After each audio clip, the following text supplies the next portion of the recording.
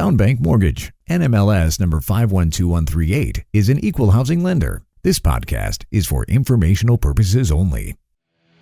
And now, the man born with a 5 o'clock shadow and with the NMLS number 2028-201. He is a gentleman. He is a scholar. He is Tyler Crawley. All right, welcome everyone to the latest edition of the Cape Fear Report. I am Tyler Crawley, of course, loan officer here at Town Bank Mortgage. And today, I got a twofer for you. That's right, first time here on Cape Fear Report. We got two guests joining me here on the program, but they are with the same team, so it's, like I said, kind of a twofer. So we got Merritt Crawley. Am I saying that right? Because it's Merritt Anderson Crawley. Merritt Anderson Crawley. Because it sounds like you actually spell it correctly, and so you didn't have to go through the pain of my childhood of having to correct every teacher and like, no, it's Crawley. That's how you say it. So you definitely spelled it correctly. And James Rackley joining us here on the program as well. So first of all, thank you guys for being here. You guys are my first double guest, so it's going to kind of throw me off, at least for the beginning. I don't know which one to look at. So it's all good. Thanks for having us. She's prettier, so look at her. We're actually going to start with you, Merritt, because you've been in real estate longer. So talk about how you got started in real estate. Oh, Lord. I have family that's deep-rooted in real estate. My uncle was actually the first developer of a condo on the coastline of North Carolina in Atlantic Beach. But truly, my mother called me when I first moved to Wilmington. I was working at Copper Penny, slinging drinks and serving bar Great food. place, by the way. Great place. Egg rolls are wonderful. But she called me and was like, hey, I think you should get in real estate. I literally signed up the next day, and here we are in my 10th year. So what year was that? Oh, it was 2014, 2015. Gotcha. Okay, so you kind of got in as it was a little bit kind of on the little calmer increase than it is now. Just a little bit. And then James, you kind of had a different path. How did you get involved in real estate? Well, yeah, because I never was really involved in it. My family wasn't involved in it, but I've always done odds and end jobs. I do acting, stuff like that, and was helping my parents run a furniture store, but I was tired of traveling all the way up to Havelock every day. So I got into a buddy of mine recommended me to work at a place called Regional Homes, and they sold like mobile homes, modular homes, that kind of deal. Did that for about a year and a half, and I always used Merritt for land, when people were doing land home packages, that kind of deal. And she was like, you might as well just join my team. So I was like, yeah, that'd probably be more fun, to be honest. So started studying, after work and all that, and then took the test and started at Nest in January of this year. So. And he's crushing it. Yes. No, that's why I'm bringing you guys both on. You're both crushing it. Which is interesting in this market. I do want to talk about this market, but Merritt, since you kind of were in the thick of it during the craziness of COVID, like what was that like? Because a lot of realtors I've talked to, they were in the business in the run up 05, and then we kind of had the crash, and then they saw the COVID run up. And so the COVID run up was your first real crazy hot market. So what was that like to kind of start in 14 where we're kind of still coming out of the mess, and then all of a sudden it's this like crazy multiple offers, way over ask, people are saying, they're no inspections, we don't care what the appraisal says. Like, what was that like? Wild. Yeah. Literally wild. I remember one of my clients offered $50K over. It was like $75,000 due diligence, and we still lost. And I was like, what? Like, how do you lose an offer with a $75,000 due diligence? I think someone at our office had $300,000 on a due diligence check. It was wild. There's no other word to put it. People were falling out of the sky buying real estate. Like, you didn't have to really look for it. Clearly the good ones were prospected and trying to find business, but people were just calling you because rates were so low. You could get 3%. It's just unheard of now, but yeah, no, it was a pretty good time for I was just getting in the mortgage business, so I thought that's just kind of how the market was. I was like, oh, this is awesome. We wish it was still like that now, but times have changed, that's for sure. Now, you obviously you sell all around the area, but you do seem to kind of have kind of a specialty in the Hampstead area. I try to. And so we talk a lot about Wilmington and kind of, like downtown, and then some of the areas like obviously Wrightsville Beach and kind of all these different areas. But because of the growth in Wilmington, we have seen these outer areas kind of get pushed out, and you're just seeing tremendous growth in Brunswick County and of course Pender County. And so just talk a little bit about like, what's it like in Hampstead? Kind of over these last 10 years, it's been pretty amazing. It's grown a lot. I actually moved to Hampstead 6.5 years ago. From then to now, I mean, traffic is horrendous. I'm not going to say that it's not. We are patiently waiting for the DOT to finish that bypass because it will make a world of difference for everyone. But, I mean, the building's up. We have a lot of new developments that have popped up all over. Del Mar's about to start, broke ground. They're about to start paving this week. So that shall be interesting. It'll be a little bit higher end on the water. 49, I believe, boat slips are going to be available, and it's 90 home sites total. But I mean, overall, just the growth. I mean, I specialize in relocation to the coast, so a lot of my clients are moving here from other areas. And I mean, Hampstead's on the map. I don't know why, truthfully. I mean, it is a great town, but I mean, it's literally 17 and neighborhoods on each side. So it's interesting. It's very I mean, interesting. we can't go east, we can't go west. We got a river, we got an ocean, and so those are the only places to go. Yeah. And so, I mean, it kind of makes sense that's where you're going to see the growth happen. And what's funny is that everyone kind of talks about Brunswick. It gets a lot of the attention, but it does feel like Pender's is also the back seeing the same burner. kind of growth. Yeah, we're same situations as Leland. Leland got that middle section of the road. They did all of that updates for just to accommodate all the people living there. And now Hampstead is kind of following suit, and they're it's about to be a mess.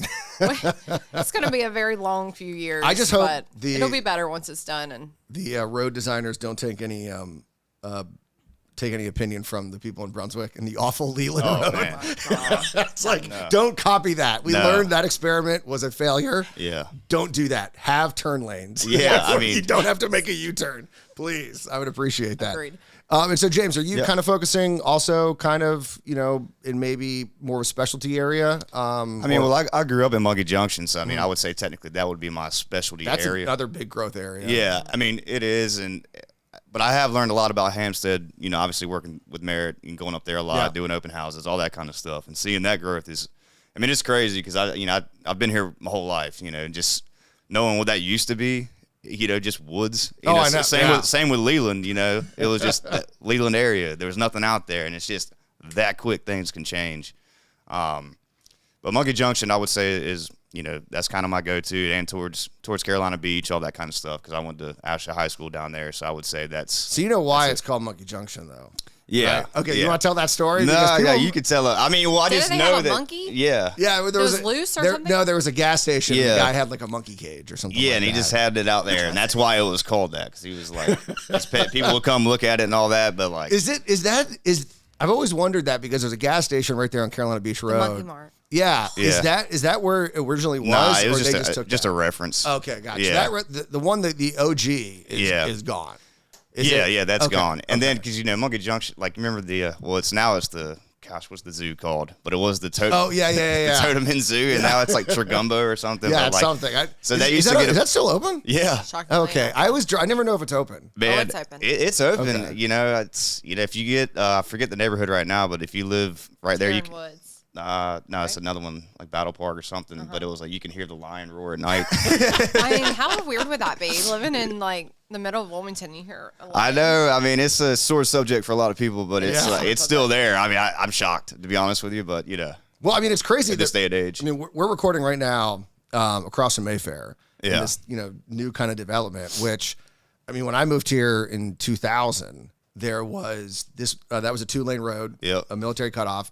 And it was a cow pasture. Yeah, that's why it's And- Parker Farm. Yeah, That's it. So it's like you look at like an area like this, which seems very like high density, and so Yeah. you look at a place like Monkey Junction where it's like I can't even imagine what that was like 20 years ago. Oh man, I mean it was. I didn't really go over that way. I mean, I mostly stayed over in this area. I mean it was small town feel more. Yeah. I mean you really people knew each other a lot more, than it is now. I That's would true. say, because I remember some like old timers kind of saying, "Well, this is still the southern part of Wilmington," because that's how it felt. You know what I mean? So, but it's grown a lot, and people didn't even, it's just amazing how quickly, like Trails End, for example, like the yacht club there now, but it used to be an old restaurant. I mean that place back then, nobody would have thought it'd be the money it is now. Oh yeah. You know what I mean? It's just insane. Well, what's really amazing to me is, like I said, is that you talk to people who have been here, and depending on their age, Yeah. anytime you talk about a certain place, they're like, yeah, I used to hunt there. Yeah, no, 100%. Like, everywhere around here was like places to hunt, and now everything has been developed. But it's like you can tell the age of someone, but they're like, yeah, I used to hunt there. Yeah, I used to hunt there. Like everywhere in this town except for like a few pockets. That and like, you know, I used to ride my 4-wheeler back there, like river lights and all that stuff. I mean, that was just, you know, woods and like trails, and so all these 4-wheelers, and then like the biggest paintball games you can imagine as kids. That was cool, you know what I mean? So I do feel bad for some of the kids that don't get to have that experience. But well, so what do you think about?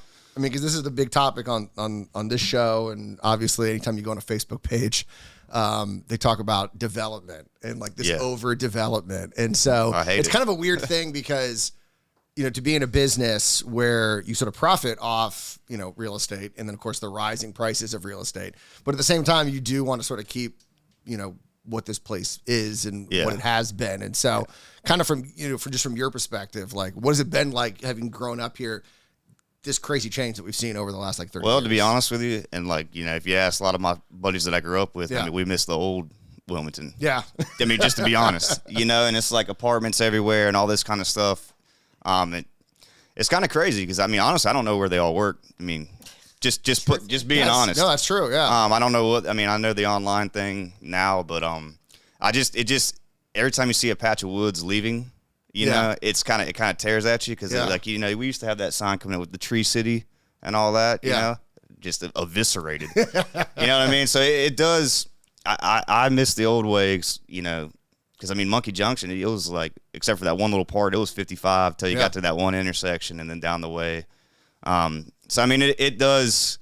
I mean, I get it, man. You know, like, things change. You know, this has become a hot spot. But I do miss the old time. But I'm also, you know, I'm old school like that. So, well, what's one of the funny things to me is that, you know, we talk about river lights. And you'll hear people who live in river lights, and they're like, we are against development. And you're like, what? You're sitting in you're it. literally living in a place that did not exist. And so do you see that also kind of in the outer areas? Are people like, you know, Brunswick County, like Hampstead? I mean, are they also, I mean, so they've benefited where you're now seeing roads, you know, connecting places, and, you know, it's made things easier, but also, of course, the development. And so are you even seeing, so we know people in Wilmington proper are mad about development. Are you also seeing it kind of in the outer areas too? Absolutely. Hampstead is especially, I think people are frustrated because when we're not incorporated, which is a big issue. Yeah. We keep having things pop up like car washes and storage units and whatnot. And everyone that's been there for 30 plus years are complaining on Facebook like, hey, you know, why are we still developing? We're not even incorporated. We can't maintain the amount of growth that we've had because no one expected Hampstead to be on the map ever. And it's just, it's kind of unfortunate, but it is just part of growth. It's growing pains. We'll all get through it. We have no choice but to get through it. And that's the way I kind of look at it. At the end of the day, like, you want to live here, you're moving here. We have to do the things, truthfully, we need to incorporate, but I don't see that happening for a while because people are so against it. Well, yeah, I mean, it's got its plus and minuses. Yeah. And because, I mean, Hampstead it's certainly in Pender County, right? It's Pender County. Pender County's huge. Yeah. I don't think people realize, like, from Hampstead to Atkinson's could be an hour drive. Yeah. And we only have Pender County police. We don't have Hampstead police. So it's kind of, it would benefit us, truthfully. I mean, we're paying Pender County taxes, Sloop Point taxes. I feel like our tax rates honestly might be higher than Wilmington at this rate. I mean, it's getting up there. Well, I mean, what is sort of fascinating is that you have, you know, Brunswick County, which I think is either the first or second largest like county, and then Pender's huge, and then New Hanover is the second smallest geographical county. And so it's so funny that you have these two giant counties. I mean, and it's to New Hanover's benefit because they're sort of benefiting from that kind of growth that we're seeing. Let's talk a little bit about kind of what your guys are seeing with this current housing market, because, you know, it's funny because you see the headlines, and obviously from the mortgage side, we are seeing a drop in rates. It's probably not as low as some of the reports are out there, because I see these rates getting quoted. I'm like, that's not where we are. I'm like, if you can get that rate, good for you. So there's sort of this idea that, oh man, there's going to be this pent up demand that's all of a sudden going to kind of bust out. Are you guys kind of seeing that? I mean, I know it's been slow for the last couple of weeks, most of the realtors that I'm talking to. Are you seeing any kind of pick up with all the headlines about the rates falling or anything? I feel like more buyers are out there. I think it's just the rates have to drop. I mean, at the end of the day, we need that 0.5%. If they would do a 0.5%, I think it would open the market up back to buyers. I mean, it's transitioned to a buyer's market right now. We're seeing a lot of closing costs being covered. Prices are decreasing. People are taking less because people are seeing other homes sitting on the market longer, and you go and market, and then you're sitting, and it's like, okay, we're competing with the same thing. So let's be lower. Let's be more aggressive. But, I mean, truthfully, if we can get a 0.5%, I feel like if we can get everything into the 5s, I think we're going to be back into not a 2020 situation, but maybe like a 2022, 2023 situation where you may still be getting multiple offers, not outrageously like $75K due diligence checks, but definitely that's actually stronger. not good. No, it's I mean, not. it's. Don't get me started. Yeah, we want like inspections to happen and houses to appraise. Yes, exactly. But yeah, I mean, I feel like buyers are coming a little bit back out of the woodwork. But do you also feel, I mean, you mentioned you're seeing, closing costs getting paid for or a reduction in prices. And so, I mean, to me, I look at that as kind of a good thing because it does feel like we have reached that sort of tipping point where affordability has just become a problem. And so, is there a concern that if we do see a rate drop, then all of a sudden all these people that are like, hey, maybe we should cut the price, like, nope, now we're not doing it. Now people can afford it. People will definitely probably halt own price reductions. Yeah. I feel like if they see a rate, I mean, someone's going to come in if they really want the house, truthfully. Yeah. And houses are still selling. It just has to be the right fit. Buyers are being very selective in what they're buying. Because, I mean, if you're going to buy a house at 5%, 6%, and you're going to pay for 35, almost $4,000 for a $500,000 house. Yeah. I mean, it better be a freaking nice house, truthfully. And it's also, I think the, I think there's sort of this idea that, oh, don't worry, rates are about to fall again to this extremely low level. And so now people are like, all right, there's a very good chance that the rate that I get, I'm going to have this rate for a while. Mm-hmm. And I think that's a good way to look at it, that we may have a refi boom, but like if you're buying right now with rates falling, more than likely, that's going to be your rate that you're going to have for a while. Right. And so I think that has kind of made people realize, okay, I'm going to marry the house and the rate. So I'm going to make sure that it's perfect. Like this is synergy. Like everything's working because there's nothing that's going to happen that's going to change the situation. So this doesn't need to be a perfect kind of situation. Exactly. And I do think that is making buyers a little bit more like, hey, which I think is a good thing because you are starting to see articles, which of course the press is loving, that it's like, oh, someone bought a house in 2022, they panicked, and now they don't like their house, and now they can't get out of it. And that's a horrible situation. I don't think it was the norm, but there were some people that sort of panic bought, thinking that like, oh my God, I have to get a house or I'm never going to be able to get one. And that's a crappy situation because you guys know, you don't want to put someone in a house that's not going to like it 5 years from now. No. I do not want that phone call. But so I think people taking their time, I think is a good thing. And I mean, what's the average house sitting now for like it's over 30 days, right? 60 to 70 in some neighborhoods. It just depends. If it's priced well, it's in great condition, it's move-in ready. I think the move-in ready thing is the big thing right now. If a house needs any work, buyers aren't wanting to do work. Yeah. They're already maxing out their dollars. They don't have extra to give to get new countertops or this or that. I have a deal right now. We're putting in a partial new roof. We're putting in some stuff in the bathroom just to make this deal work because it's just what we have to do. And that's what buyers are wanting. Well, I mean, we had Heather on the show, and that's what she said. That was like a couple months ago. And so it's sort of like we are reaching that place where people are like, I don't want to do anything. I just want to move in and be, because I mean, there are options available. I mean, like if you have a fixer upper, we have things like a town, like this very awesome, like renovation loan that, it's pretty awesome if you find a house that just hasn't been updated and the price is the right, point. But the problem is that it's going to take a while to get that done. Yeah. And so if you're someone who's like, I want to just move into the house and everything be good to go, you are seeing kind of people move that way. Well, yeah. I mean, and I think it also goes back to that psychologically, like I'm paying $5,000 a month or whatever it is. It better be ready. What am I doing here? I mean, and the renos, because I got a lot of guys that, a lot of friends that are in construction and all that kind of stuff. Mm-hmm. So it's like, for example, one of my first home sale was one of my buddies, Rodney Leary, LeGold Construction. So there you go, Rod. But he bought a house in Southport. And I mean, somebody had chain smoked cigs in there for probably 2 years. And I mean, it was thick. But like he bought it like, because he can do the work. Yeah. Right. So you have those situations out there too.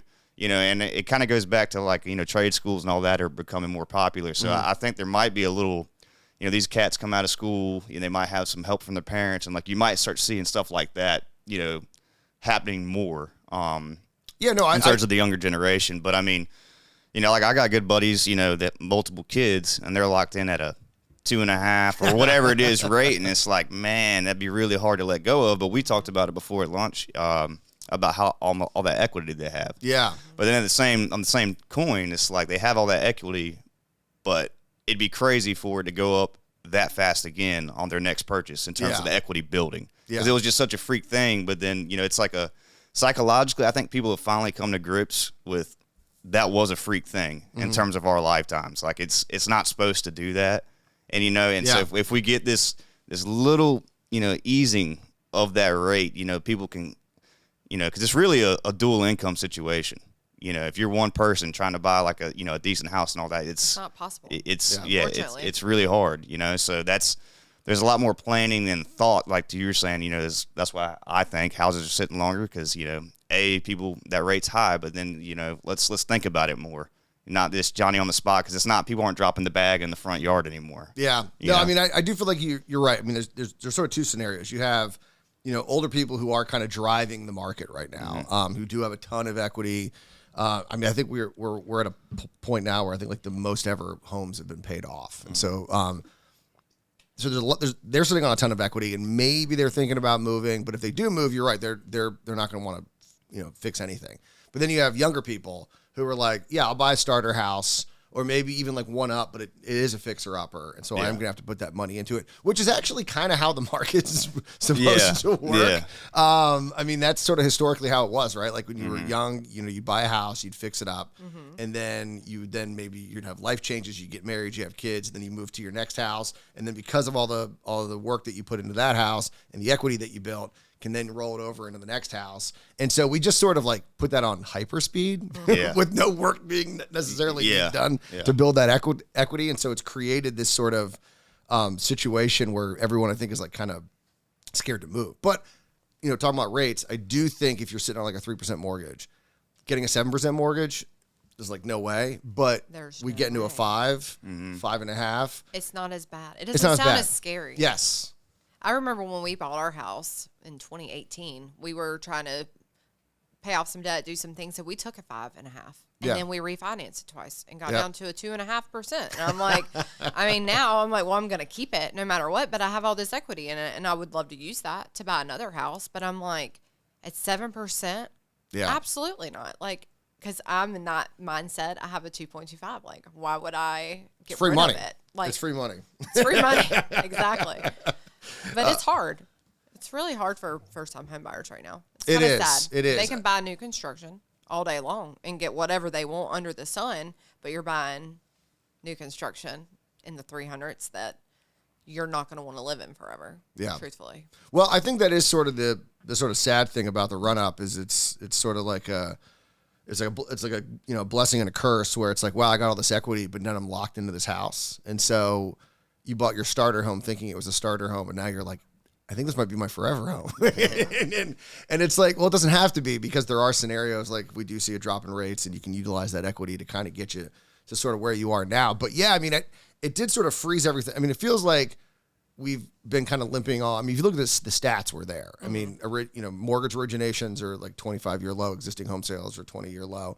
I think this area is a little bit better than sort of the national average, but yeah, I mean, I don't think as many people realize that like real estate's been sort of in a kind of like a recessionary period versus other parts of the economy, because everyone just sees like, oh, there's people buying and they're doing all this, but the volume has fallen to a level that was worse than we saw in even 2010, which is kind of surprising. That is interesting. Yeah, no, it's because after 2010, home prices crashed, and then people who didn't get caught up in that, first-time home buyers, people that had cash, could then go buy houses for cheap. Right. And so now we got prices up here, and there's people trying to enter the market and they can't get in. They can't get in. And so, I mean, so what are you guys seeing with sort of, I mean, since you guys are a team, a lot of times usually maybe the team lead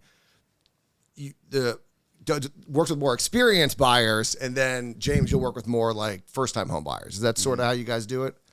We're, I feel like, a little mix and match. I mean, Yeah, I mean, I have a lot of scenario listings. based, Okay. I would say. I try to push off a lot of the buyers to him so he can get in and get his feet wet and doing it, and he's crushing it. I mean, he's had, 4 deals this year, and that's 3 more than the average realtor. I mean, I think like 90% To start of or agents, just in general? Just in general. Oh, like yeah. 90% of agents haven't sold anything all year. So he's above that. Like, he's in the top end. So kudos to What's James. up? Appreciate it. I'm glad you brought that up because, I mean, how does that work? Like, these are part-time buyers. part-timers. Okay. There's some agents out there that just aren't selling. I've seen more agents leave this market this year. Like, agents that, like, I knew their names, knew that they had been in the business. You see their listings, you see them working with buyers, and they're just like, we're done. I'm going into retirement. It's too hard.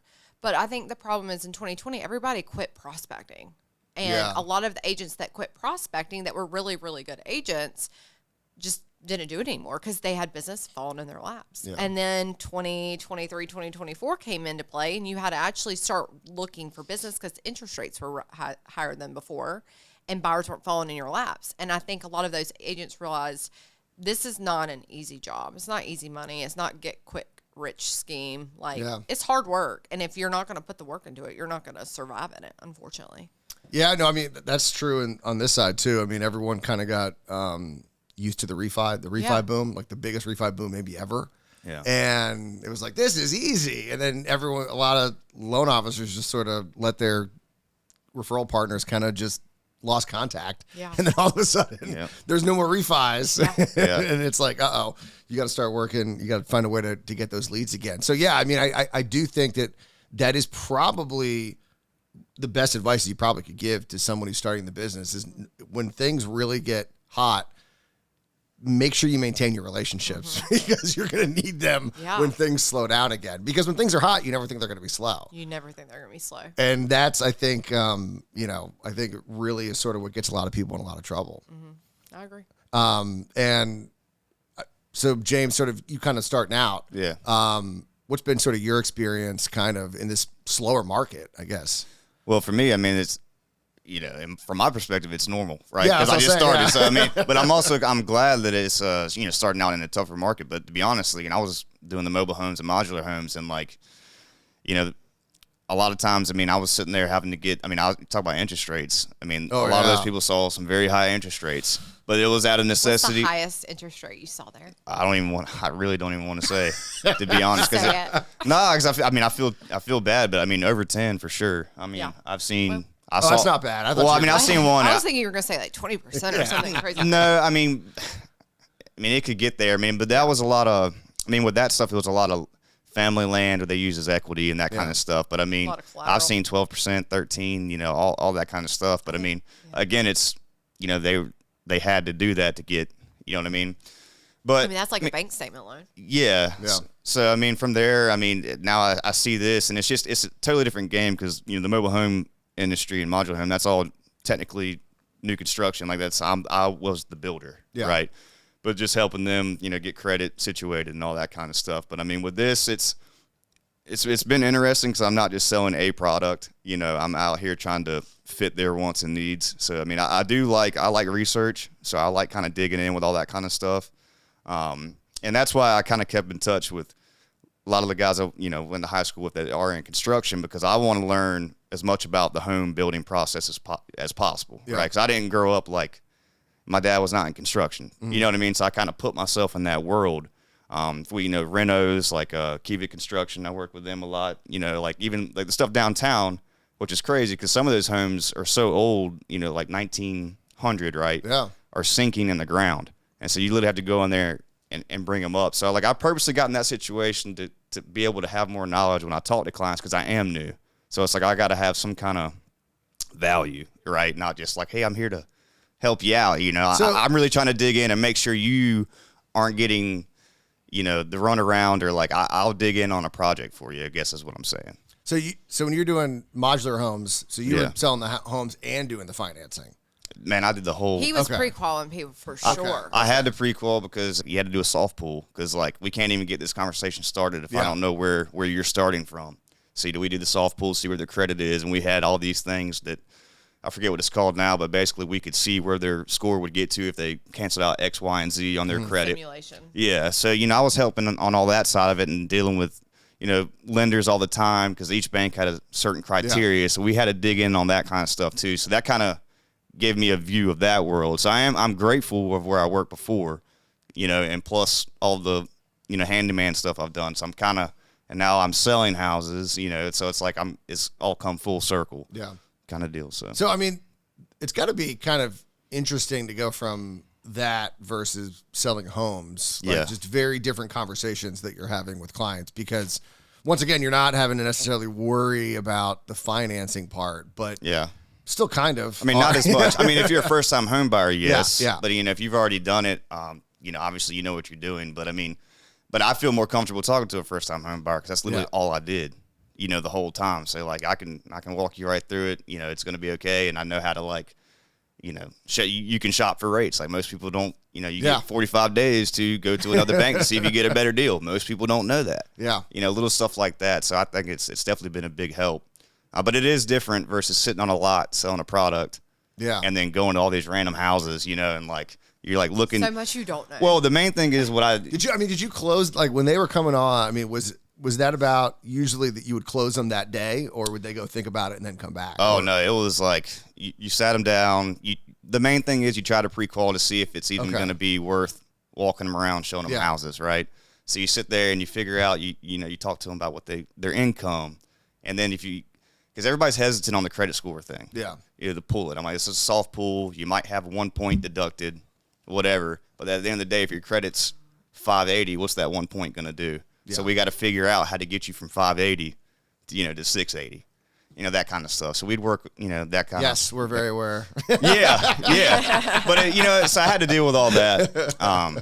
But I do like what I'm doing now better, for sure. Because I didn't like being, in the office all the time. I like going around moving. Yeah. You know what I mean? So. But so, I mean, is it kind of, one of the things interesting about real estate is that, you work with someone and you can work with them for like 3 months and do all the stuff for them and then they don't use you or something else happens. Where I feel like, I mean, it's crazy. Like, and all of a sudden that person just doesn't want to buy the house. And so it's like all that work, you don't get paid for it. I think that's one of the things people don't realize about real estate is that you don't get paid till it closes. Yeah. It's like I would say that for a lot of times it's, you're trying to bat around, 30 to 50%.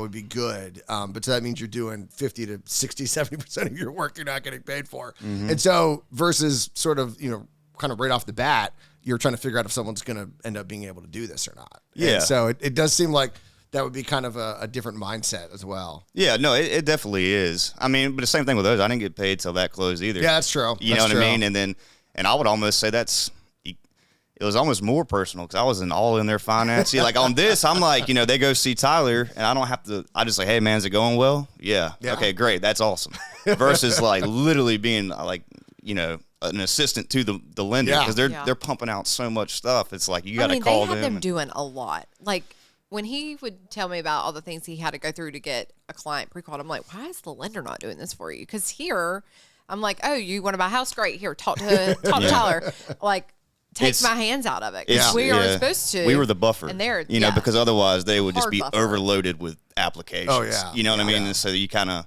but then it goes back to, I mean, I'm a people person. I like talking to people. So you meet a lot of cool people. It's all interesting. But like I said, it taught me a whole lot about, the mortgage industry, even though I wasn't in it. Yeah. Well, no, I mean, it's very similar. I mean, it's figuring out, can someone qualify, figuring out maybe you can make this work. Figuring out which, program. I mean, I guess in that case, you're just figuring out which lender, right? And because I mean, I would assume that everything's kind of laid out for you with regards to, what you need to have for. Yeah. So we would have basically a little, for each bank we use their criteria, right? So it's like if you have 2 or 3 people on the loan, how do they calculate the score to average it out? Like they had all these different formulas. So you had to sit down with somebody and be like, all right, what all do you have going on? And then it's like, dang, you're that close. Is there anybody else that could, is anybody else living on, going to be moving with you? And then you don't even realize it. And then it's like their mom's living with them. And it's like, okay, so what is, her score is 780. And it's like, well, dang, let's get that. And then that would get them right over the needle to get things going. So, I mean, it was just a lot of improvising and adapting, I would say. Yeah. No, I mean, it's on the lending side, it is sometimes kind of fun to try and like put something together. Yeah, it's a puzzle. Like, we made it work. Yeah, it's a puzzle. It definitely is. But I mean, it's the same with like helping somebody buy a house, though. Yeah. Because like for instance, one of my clients, I mean, she had all these criteria. I mean, set in stone. And then one day she sent me an email of this house that was none of those. And I'm sitting here like, man, for a month and a half, I've been running around like going all these places, and then this is the exact opposite. And it kind of like, it made me sit back for a second. Like, I don't think people are as married to their criteria. Ideas. Yeah. Once reality sets in, when you're at the 2.5 month mark and you're trying to move from Colorado to here, all right, you're going to give up a little bit. You know what I mean? And not be as stone cold. And, you know, that's been interesting to see. And especially the dual dynamic of husband and wife. Yeah. Right? Because that's what I think kind of happened. The husband was kind of like, nah, I'm done. You know, this has that one key part, what I need for it, because he was an entrepreneur. He needed a detached garage. And it's like that had it. He's like, let's go. You know, and then it was done, you know. Because he already said it wasn't his forever home. So we don't need, you know, A through Z. Yeah. So that's been interesting, too. I mean, is that, because you watch the shows and like the House Hunters. Yeah. And it's like, here are the 3 houses we're looking at. And then, you know, they're always like, well, I want this. And then, you know, the husband wants this. And then they always end up, and a lot of times you can kind of figure it out. But is it always like one thing or 2 things? Or is it a lot of times they think that that's what they want, but then they find a house that doesn't have any of those things, but it's like perfect. And so they end up, I mean, so when it comes to someone who's buying a house, I mean, is there usually that one thing or 2 things, or is it really kind of just whatever? I feel like the most important thing is always the space. Like having the amount of rooms that they need to live and live their lives the way that they normally do. I feel like that's always where it comes down to. Everything else, if it can be added in, if it's cosmetic. I know I have a client right now. She's like, I have to have a white kitchen. I'm like, okay. What if I find you a nice kitchen that's brown, but we could find someone to paint the cabinets white? Well, yeah, I could be open to that. But you just have to think outside the box on a lot of things. Yeah. To get your buyers to think outside the box on a lot of things. Well, and so, I mean, obviously you've seen this change over the last couple of years where they were like, just find a house with a roof and a door and I'll buy it. And now they're like, no, I want this. And so I guess that's sort of been an adjustment. Oh, absolutely. People are picky. Yeah. And they should be. I mean, I'm picky. Yeah. I'm always looking for houses. I'm like, well, if I can't get everything I want, I'm not buying either. So, I mean, I get it from a buyer's perspective. So, yeah, I mean, there's nothing wrong with wanting what you want. But sometimes there are things you have to give a little bit on. And do you have a lot of people who are like, I want to live in Wilmington, and then you show them like maybe somewhere in Brunswick and Hampstead and show them how, yeah, you're not in Wilmington, but it's not that bad. I mean, like I always tell people, I mean, what do you think about Hampstead, I'm saying, Tyler? Well, no, but what I'm saying is people, they come from like New York or DC, and it's like, you know, if you're outside the Beltway in DC, right. It is a nightmare. It's like anywhere it's going to take you an hour and a half to get to. And then you come down here and it's like, oh, I'm not in Wilmington, but it's like, yeah, you're 5 minutes from where you're going to be. It's not 45 minutes. And so people think mostly from like, you know, northern places where there is crazy traffic, that if you're not in Wilmington proper, it's going to be a nightmare to get in there. And it's like downtown Wilmington. It's like you live in Leland, you can get to downtown quicker than if you live in Midtown. You're not to wrong. Get to downtown because the traffic, because the bridge and the road, and it's just and the highway, it's much easier to get into downtown. And so I feel like, do you see that a lot where someone's like, I want to live in Wilmington, and then you show them these places outside and they're like, actually, that's not that bad. Yeah, I can get way more house. Yeah, and well, that's it right there. Because even like one of my good buddies that is from here, like he bought a house just in Winnebago. And, you know, that's what all these like Stephen Fine Homes, all these builders took advantage of. It's like you're close enough, you're gonna get more house and a better rate because we're the builder. Yeah. You know, so like a lot of people were doing that and is okay with it. You know what I mean? But it's still, I think, you know, his goal is going to be to come back. So what I'm interested to see is like, you know, 5 years down the road, all these new construction neighborhoods like that, like how that's, I don't know, I guess the value are going to change or like, you know what I mean? Because everybody was eating those up because you're getting that good rate. And it's like, why buy one that's used when I can get a brand new one at a better rate? The builder incentives. But then eventually, the builder incentives are but then eventually you're going to be that used house. Yeah. You know, so that's why I'm kind of like interested to see down the line how that's going to shake out, if you will. Yeah. Well, I mean, what's interesting about the mortgage side is that you see these these new houses and they offer these builder incentives and, agents will call and say, yeah, they're getting like 4% rate and $15,000 in closing costs. And I'm like, all right, well, that's pretty good. I can't touch that. Yeah, how are you? How are you going to do that? And so you have a lot of, loan officers who are like, oh, these new developments. And I'm like, yeah, but in like 4 years, all those houses are going to be existing home sales. Yeah. So we're going to get a shot at them. Yeah. So it's not bad. It all comes full circle. And then it does. And the other thing, to your point about people from up north or out west moving here, they realize, and what I started telling people, like, this is growing outward because, the beach continues. The coastline keeps going. It doesn't have to be Wilmington, right? Yes, we have the concerts and all that kind of stuff, but like, you could live in Hampstead and go to Topsail. There's other places. I love the coastline Topsail. Continues is basically my point. Like, that's why I think some of these people from out of town are more likely to go, you know what, I can be out here. This is okay. Well, and I mean, I think Wrightsville Beach people will probably be happy about that. Oh yeah, 100%, 100%. And so, but I mean, the growth on some of these smaller beach communities, kind of north and south, have been, I mean, even more impressive than what we've seen in Wilmington. Like, you back in the day, I mean, what some of these houses on the water at some of these smaller beach communities, crazy what they were going for. Should have bought a house when I was 18. I know. Dang it. That's everyone's kind of like, oh man, I should have bought a house when I was in middle school. Literally. So much better off. But yeah, I mean, it has been kind of amazing because I don't think people realize, you're right, to your point. It's like, oh, Wrightsville Beach, maybe they know Carolina Beach, but they don't realize just how many beaches in between, say, Wrightsville and Myrtle there are. Yeah. There's so many. Because, I mean, if you go I was on Wrightsville Beach for July 4th, and, like, I was riding down there, and I'm like, where do all these people think they're going to park? Oh, yeah. I'm sitting here, and it was just like, man, the island's going to sink with all these cars on it. Like, it was crazy. You know what I mean? Because I just got dropped off. You know what I mean? I mean, people were literally parking the night before.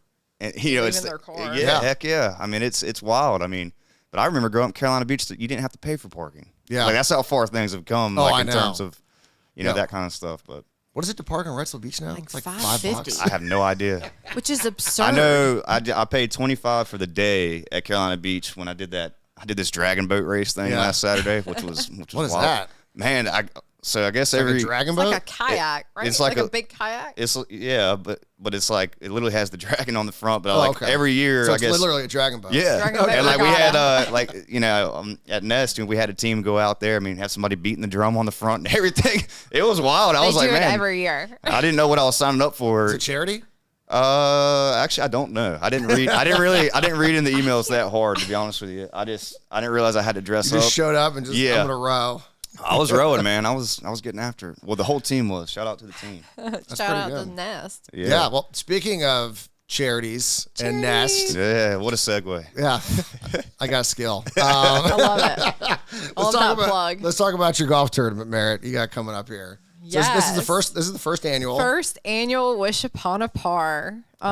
We are partnered up with Make-A-Wish, Merritt Anderson Cralle real estate team, and Make-A-Wish are putting this together. It's November 1st at Castle Bay Country Club in Hampstead. We are raising money for the critically ill children in our local area for Eastern North Carolina Make-A-Wish. And so it's what's the date? November 1st. November 1st. That's a Saturday, right? Saturday morning. Which I will say is quite impressive because usually the golf tournaments are like on the off days, like a weekday. Right. So Saturday, that's a day most people want to play golf anyway. Exactly. So that's actually an impressive poll. Hopefully it'll work out. We've got some foursomes signed up, some sponsors. How much are foursomes? For $115 a person. Okay. So like with taxes and everything, it's like $4. I don't know. You bought one. How much was it? Well, I don't remember. Okay. Well, we will make sure that Tyler adds the link. So you can sign up, come play. And how many whole sponsorships do you need? I need 18. Right now I have 5 covered. So looking for some more. 13 exactly for whole sponsors, and clearly we have other sponsorship opportunities. But it should be a good time. I'll be riding around giving out Jello shots. So we have some professional golfers that have donated some drivers, some signed swag. Shout out Taylor Dixon and Harold Vonner. Much appreciated. But yeah, it should be a good time. First time ever hosting a golf tournament. So I mean, it'll be fun. And so, and once again, all proceeds go to Make-A-Wish. Yes. Make-A-Wish. All donation based. So get them tax write-offs before the end of the year. It's always a good reason to play golf, and if you can help it's a people write-off. too. Yeah. I mean, what a win. Play golf, write it off. It might be a write-off. I don't know. It's definitely a write-off. It's for charity. We're not giving tax advice here. I, nor Merritt, nor James are a tax accountant. Please consult with your expert on tax stuff. Yeah, I don't know how that stuff works now with the new tax code, but I'll try and write it off. So come Absolutely. at me, IRS. But yeah, no, golf tournaments are that's kind of another big thing. It's funny too because There's so many. Well, I know. I didn't realize it until I started playing in one. How Yeah. many golf tournaments are going on? But it's the time. I mean, the weather's great. It's sunny. It's beautiful. It's 75. Like, can't beat that. Well, yeah, I mean, and it's also one of the things that people also I think get confused about our profession because it's like every time they turn around like we're playing in golf tournaments, Always. like going to client like events, and it's like so you're drinking and playing golf, and it's like wow, it must be a great life, and you're like some days it's really awesome, and some days you're like I don't want to play golf today, but I'm gonna go play golf, and it sounds like a Monday. Yeah, and it sounds like you're being like a whiner, but it's like there's just some days you're like I just want to just sit in the office and like do work like a normal person. And it's like I gotta go be social and do all this stuff. So I mean that is one of the things that is sort of funny about this business is that it's like it's client facing. And so it's like you're always kind of have to be on. Like you can't have a bad day with a client. Yeah. Like, I'm not talking to you right now. You just hide at your house and don't leave. I mean, I do think that is one of the fun. I mean, like 90% of the time it's not a problem, but there's always that 10% where you're just like I just don't want to talk to anyone today. Yeah. And I mean, it's one of the other things. It's hard to take a vacation in this business because you're off. Going on vacation, you're going to be working. You're going to get clients. Yes. I love going on vacations. I come back with multiple clients. I'm like, heck yeah. Just paid for that vacation. Thank you so much. Like, let's go. That's true. That's very true. Yeah. But yeah, it is hard to check out. It's very hard to check out. Well, you can, but then it's like you pay for it for like a month. Because your Absolutely. pipeline like disintegrates in like a week if you don't pay attention. Always had to pay attention. I do want to, before we go, I do want to talk. You mentioned acting at the beginning of the podcast. Yeah. And I do want to talk about you were on a show that was recently filmed Yeah, here in Wilmington. A little one-liner on Yeah, there. hey, you're on there. You're on the IMDb. Oh yeah, it's there for all to see. Yep. And so, I think I talked with Samantha Benford. We were talking about some of the shows that get filmed here and sort of the impact that has on the Wilmington area. And so, I mean, from your perspective, being on the shows, and there was this great clip that was going around where all the stars of The Summer I Turned Pretty were kind of talking about how great Wilmington is. And I mean, that's got to be kind of do you hear that from clients? Do they mention, because right now, I mean, there's 3 shows on each streaming network. So you got The Runarounds, I think is on Prime. Waterfront is on Netflix, which I think just got canceled. It did get canceled, which is really shocking. I know. I mean, I guess there's a lot of good actors on it, so I'm wondering if it was like pricey. What was the reason it got canceled? Oh, they didn't pick me. You know what? That's so true. They should have. You would have fit that part really well. And then The Runarounds is now, I think that's on Prime, maybe. I've heard about that one. Didn't they play Sunday at Greenfield? Yeah. Is that the actual band? Yeah, that is the actual band. Okay, gotcha. So it's kind of like, so I mean, I think they weren't a band before, right? So now they are. I have no idea. I haven't watched it. Yeah, they were. They were a band. Yeah. Okay, so they got picked up for the show. Okay. I wasn't sure if it was like the. And the only reason I know it, like, we had this little agency meeting that my agent was saying that. She's like, I'm going to the show, and then the whole thing came up, and I was like, oh, cool, because But I mean, to answer your point, like you talking about the people coming to Wilmington to check out those spots. I mean, I had my own lawn business. Like I started when I was 12, and I just one of those things I kept till I was like 29. But there was a casting director that lived here, Jackie Birch. Like she was big time at that point. She did like Die Hard, stuff like that. Oh wow! But I cut her grass. It was like Market and 19th on the corner. Everyone thought it was the. What was it? I just had a Dawson's Creek house. Oh. So, I mean, I'd be out there, middle of July, sweating, out there dying. And these people, come up. I don't hear them. They're like waving, like, hey, is this the house? I'm like, no, it's a couple doors down. You know what I mean? But like Dawson's actual house? Is that what they thought? Yeah, that's what they were. That's what they were thinking. People be out there posing and taking pictures while I'm cutting the grass. Like, this is embarrassing. Like, don't. Because there's a house that's off of Greenville on Head Road. Yeah.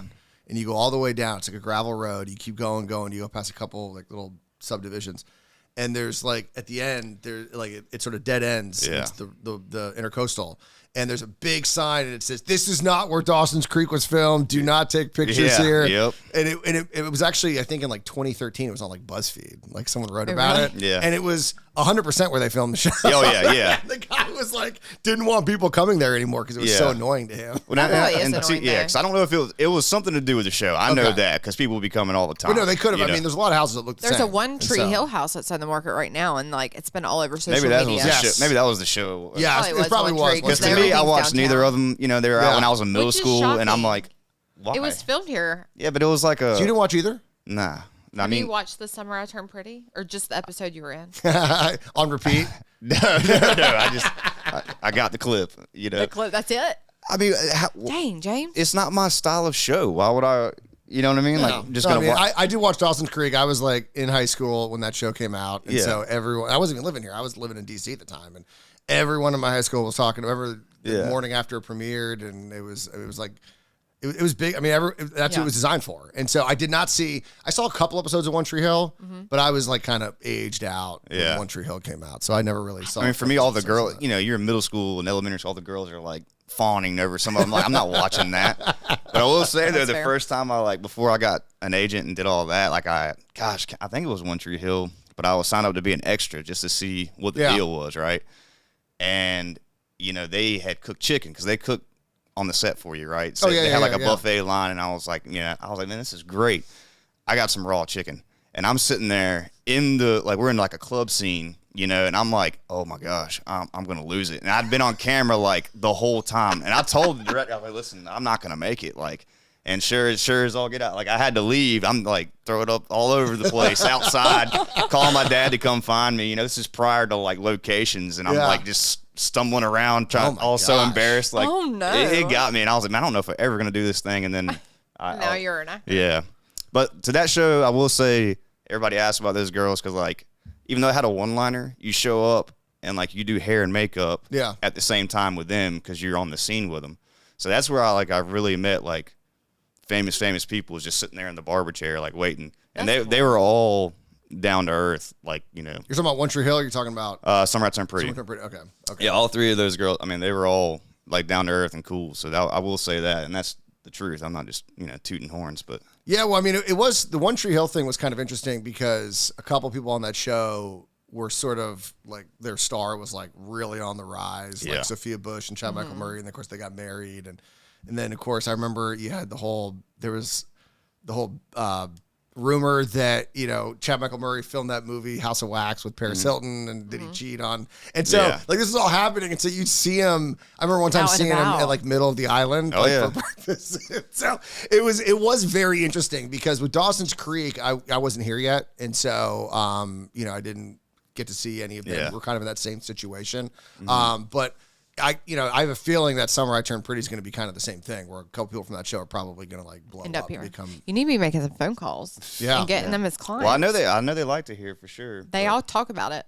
Yeah, it was crazy though. Like the fanfare about it. Like, I mean, only one other time on a movie set that I like see the main characters get like shielded. Like they had like these girls were wearing like robes so you couldn't see the outfits because people were trying to take pictures, and like people with umbrellas walking in front of them. Like, no way! I'm telling you, what was that at? And then I'm sitting there behind them like in my little bartender outfit. Like nobody cares about me. Like, but that's weird. So there's like paparazzi. Oh, well, I mean, I guess everyone can be paparazzi now. That's what I'm saying. Okay. It's like that because everybody has the iPhone. So I mean, people will just everybody's trying to throw TMZ a photo. Yeah, and they just want to see that sneak peek of like what are they wearing this day, and like they tell us like you can't bring cell phones on the set or whatever, which is fine. I mean, I don't care. I'm just happy to be there. So you know what I mean? It doesn't matter to me. In the game. That's it. I'm cool.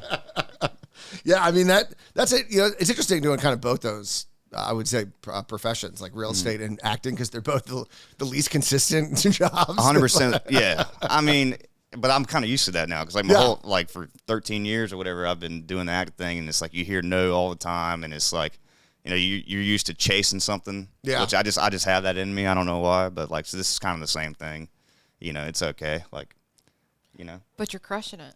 Yeah, no, well, I mean, thank you. But I'm on my way, but it's, I'm just used to that kind of you never know when your check's coming kind of deal. I'm used to it. Yeah, but budgeting is very key to this business, no doubt about that. Absolutely. Safe. Before we go, what do you guys see happening with the market? I'd like to get everyone's take on kind of what they see happen over the next 6 months. You go first. Well, I think if old Powell drops it today, I mean, that's just now. I think the interesting thing, obviously, is going to be his commentary after they say, are we going to get more cuts and all that kind of stuff. So psychologically, people, and that's the only thing that scares me. People are anticipating these lower rates because I remember when I was at the mobile home place, we were all anticipating, and then I kind of had that feeling like, no, they're not going to drop it. So it was a whole year of year and a half of stagnant. Yeah. So I think this will get people, especially those people that already have the existing homes and all that, kind of like, okay, we can make this step. So I think, by next year, for next Christmas, there'll be a healthier market, I would say. That's my opinion. Merritt? I would love to see a 0.5% drop. I mean, if we could get in the fives. I mean, it's sad that I have friends that are wanting to buy homes, and I mean, they make great money, but they financially cannot afford by themselves to buy a house. And it's just not right. I mean, single or like a husband and wife? Even some husband and wives. I mean, the affordability is an issue, and we need to find a way to combat that, which is interest rates. And there's no reason for them not to. Our economy is still doing well from what it seems. I mean, over here it seems fine because people are buying homes. I mean, people are spending money. Yeah. Like a lot of money. Things in the grocery stores cost more. I mean, good God. Eggs are what, $5, $7 a carton? They're down a little bit. It's just... Well, that's the catch-22. It has to get cheap. I mean, it needs to be cheaper. I mean, people need to be able to buy a home. You have to have somewhere to live. You have to have a roof over your head. And it doesn't make sense for people to be paying rent prices that are the amount of a mortgage. Yeah. No, I mean, that's definitely been kind of an unfortunate reality where people are paying so much money in rent. Yeah. They can't save for the down payment. They can't save. And so, yeah, I mean, it would be nice. I mean, I think to James's point, I do think that, we've seen rates fall in the anticipation of a cut today. And then we will see if we're sort of in a cutting cycle. If we see the market's already kind of pricing in 2 more cuts after this. Yeah. What do you think they're going to drop to today? Well, I think he's going to cut 25 You don't basis think it'll points. be more than that? No, I don't think so. We had kind of a hotter inflation report than we would have liked last week. So I think that's going to play a part. And then, like I said, the question is that are they then going to feel comfortable to then do 2 more? And so I think that we're not going to see much of a reaction. I think the rates have already priced that 25 in. But if he is like, we might be in a cutting cycle, you could see rates trend a little bit lower. But I don't know. I mean, I am worried we could see a little bit of a bounce up just because the market's maybe a little too optimistic for what Powell's going to say. So anticipating so hard. But the other thing they really need to get ironed out is the jobs numbers. Yes. Because we've been sitting here you're thinking one way and then oh, well, here's the reality after a year of, you know what I mean? So that needs to get tightened up immediately. Well, yeah, I mean, so the Fed is a dual mandate, inflation, labor market. And so if you don't know what either is doing. Yeah, if you have the wrong data, how can you do your job? It's hard. No doubt about that. Now, I do want to make a note that if we are all wrong on our predictions about what the Fed's going to do today, so I'm not releasing this until Monday, I'm cutting this out of the podcast. No, that's all good. That's all good. But to be honest, if they did 50, I'd be shocked. If they did 50, I would be shocked too. But I actually think 50 would actually make rates go up higher. Really? Because I think it would, the bond market would think that there's something going on that they're not aware of. And so there's going to be more volatility. And so it's almost like they would think, okay, this is not connected to what we're actually seeing with these inflation reports and jobs numbers. Like that's too big of a cut. Based on nothing is catastrophic that would require that big of a cut. So they would think that something else is going on and that would spook them, I think. Yeah. So I think 25 is what the markets are pricing in, which I think would be a good kind of easing. But you're 26. Thinking by end of the year, we're going to be all in the fives. Conventional FHA, VA, everything. I mean, it's all in the bond market. So it depends. What people need to remember is the bond market's reacting to what the Fed's doing. But the bond market's what sets rates. And so the bond market's like Powell's off his rocker. He's not doing what he's supposed to be doing. They could go the opposite way. They're not. There are some loans out there that are connected to the Fed funds rate, like I think auto loans and credit cards and some even builder, the lines of credit that, companies have and stuff. Those are tied to the Fed funds rate, but the 30-year mortgage is based entirely off the 10-year. Right. And that's the bonds. And so if the bond market goes, you know what, we actually think inflation's more of a problem than they're giving credit for, and so we're not going to take that low of a rate. We're going to need more to buy those bonds. So we'll see. So I think if everything moves the way it's supposed to, we see a little bit of dip inflation. We get 2 more rate cuts after this. I think we could be very close to having everything in the fives. That is a good distinction, though, just real quick, because like when you're talking about how like sometimes it'll go up, the actual mortgage rate will go up. So like people out there, if you just heard that, oh, there's gonna be 3 more cuts, and if you're gonna sit there and wait on that third January, cut, don't worry. You can't do that. Market prices it ahead of time. So you can't do that. Just that's why I think you actually might see a bump today because the market's already priced in a more optimistic maybe look. And then depending on what Powell says, you might actually see rates, which is going to throw everyone off because they keep hearing about how this cut's going to happen. I don't know. It's one of the most infuriating parts of my job is having to explain to people why mortgage rates went up when Powell cut rates. But I mean, wouldn't that kind of taper out though? Kind of come back down? Over time. But the thing is, people are going to see the headline Powell cut rates. 100%. And then they're going to call and go, "What are rates at now?" And I'll be like, "They went up." Like what? No rhyme or reason. No. So it's all based on what the bond market does. All right. Well, Merritt, James, thanks for joining me here and doing my first double guests. Thanks for having us. So I appreciate it. And also, I'm going to say your name right, or I'm going to mispronounce it just because I got mispronounced my whole life. So thank you, Merritt Cralle, for being here on the program.